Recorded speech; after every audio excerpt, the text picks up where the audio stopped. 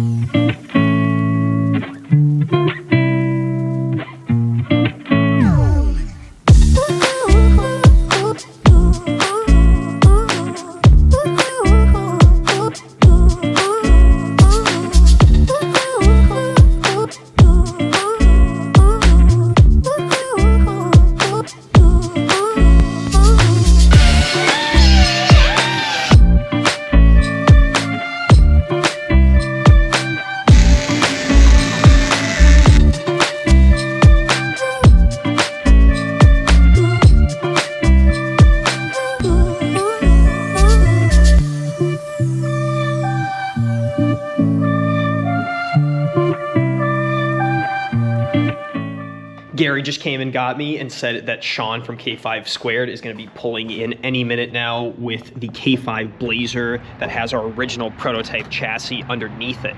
Now, you guys might recall from the first video, maybe the second one, I delivered that over to their shop and we got as far as putting all the suspension on, but I had to leave before the body got dropped on it the next day. Well, that's all done. It's been running and driving for about a week or so.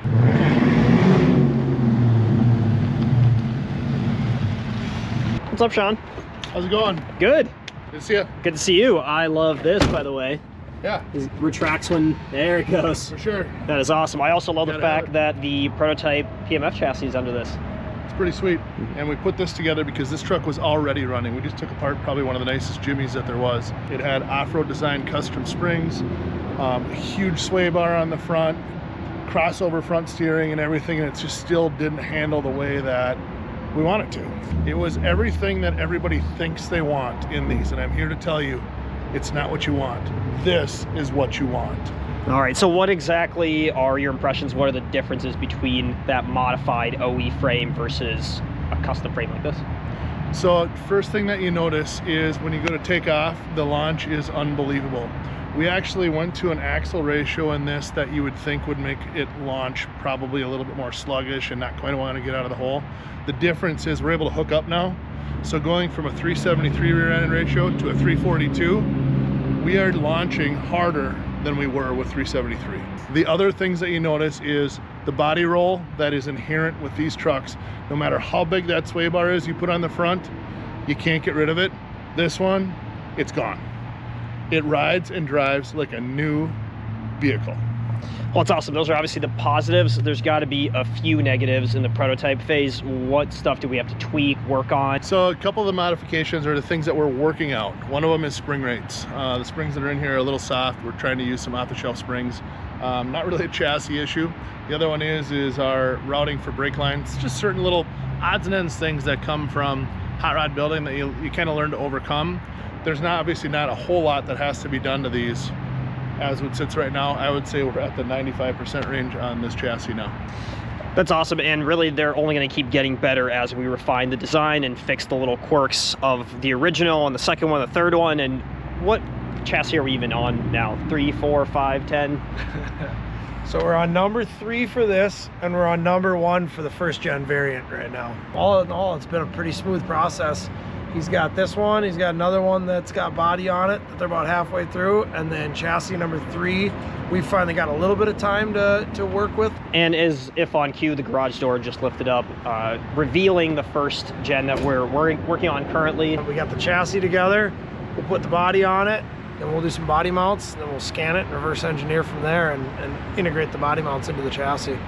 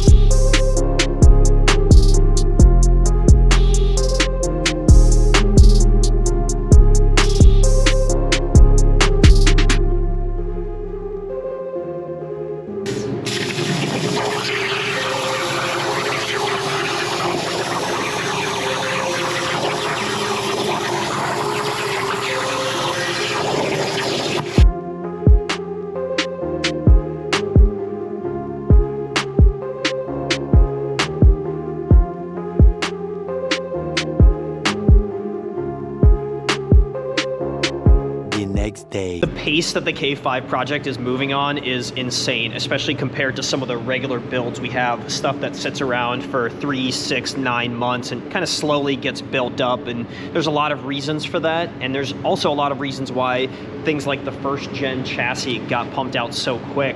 The biggest one being that we've got an event coming up in a week. Dino's Get Down, it's a huge C10, K10, K20, basically first and second gen Chevy truck show. K5, Sean wants to be down there, basically unveil these things, and in the beginning of this project we did say that, yeah, that'd be a good goal and an opportunity to kind of show these things off. This one is the variant that we adapted to the Gen 1, which we kind of hoped was just going to be a matter of changing some body mounts around. It was not, of course, so we wound up having to change the profile, the shape of the frame entirely. You know, the way we design these, it's nice. The front end is relatively modular, the rear end's relatively modular. The frame is basically 3 sections. So we were able to change the rear of the frame to fit this truck. All right, Gary, what do we got going on for the rear end? It's just your standard GMT 900 chassis rear end. It's 10 bolt you find in any of those 7 through 14 GM SUVs.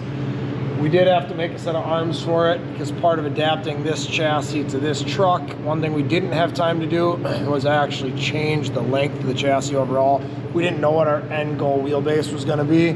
We kind of built the chassis, set the body on the front of it, made sure the front wheels were centered and the fenders the way we wanted, and then kind of had to adapt the rear. So we did wind up building a set of arms that are actually 2 5/8 inches shorter on this particular one. Moving forward, we'll make that adjustment in the center of the chassis itself, so it still runs the OEM arms just like the Gen 2 chassis does. Let's head up to the front and we can talk about what Andrew was doing here for the last couple of days. What do we got for a breakdown here? We mounted bumpers. That was a big thing, to get a set of bumpers on this thing for the guys at Vocal. We had some core support mounts that we had to wrap up on the front of this thing because that was one of the pieces that we didn't have very good scan data or information on. So this is kind of a build as we go. And then, as you can see, I mean, the beauty of this entire chassis is the fact that it, again, uses that GMT 900 front end. So in this case, we got the aluminum lowers, which are the ones that would have come on the Escalade.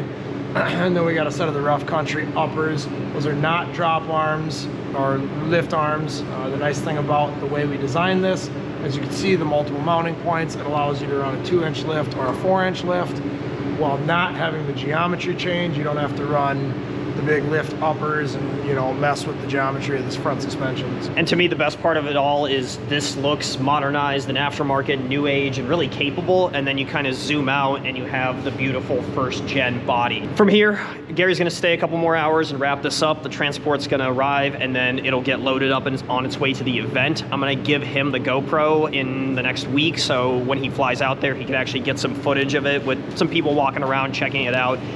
In the meantime, while that's getting done, tomorrow I'm gonna be filming on this chassis that we mentioned, just putting kind of the odds and ends on it to make it a roller. It's maybe 80% of the way there, so we've got a little bit of work yet to do.